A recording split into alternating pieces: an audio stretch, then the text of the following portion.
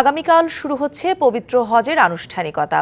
শুক্রবার সৌদি আরবে জড়ো হওয়া হজ যাত্রীরা যাবতীয় আচার অনুষ্ঠান শুরু করবেন হজের। এবার বিশ্বের 180টিরও বেশি দেশের প্রায় 20 লাখ মানুষ পবিত্র হজ পালন করতে যাচ্ছেন।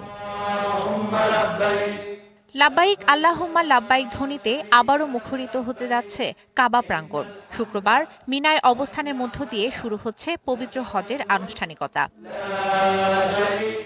8ই জিলহজ থেকেই পবিত্র হজের মূল আনুষ্ঠানিকতা শুরু হয়। এদিন মিনায় অবস্থান নেন হজ পালনের উদ্দেশ্যে জড়ো হওয়া ধর্মপ্রাণ মুসলমানরা। কেউ আগের দিন, কেউ বা সেদিন ভোরে মিনার উদ্দেশ্যে যাত্রা করেন। আর 12ই জিলহজ, যেখানে শয়তানকে পাথর নিক্ষেপের মধ্য দিয়ে শেষ হবে হজের 5 দিনের কার্যক্রম।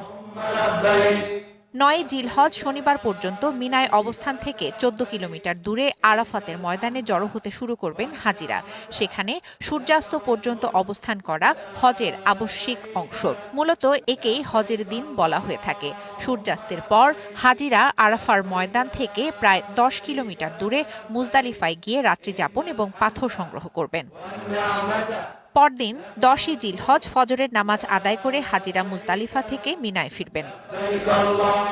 মিনার জামারাতে পাথর নিক্ষেপ এবং পশু কোরবানির পর পুরুষরা মাথা মুন্ডন করে ইহরাম ত্যাগ করে হজের মূল কার্যক্রম শেষ করবেন। পরে পবিত্র কাবা শরীফে বিদায় তাওয়াফ এবং সাই করবেন।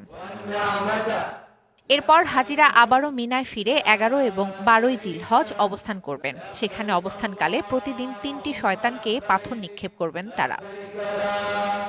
এবার আরাফাতের ময়দানে হজের খুতবা প্রদান করবেন মসজিদুল হারামের জনপ্রিয় ইমাম ও খতিব শায়খ ডক্টর মাহির বিন হামাদ বিন মুয়াক্কল আল মুয়াইকিলি। একই সঙ্গে তিনি মসজিদের নামিরাতে নামাজও পড়াবেন।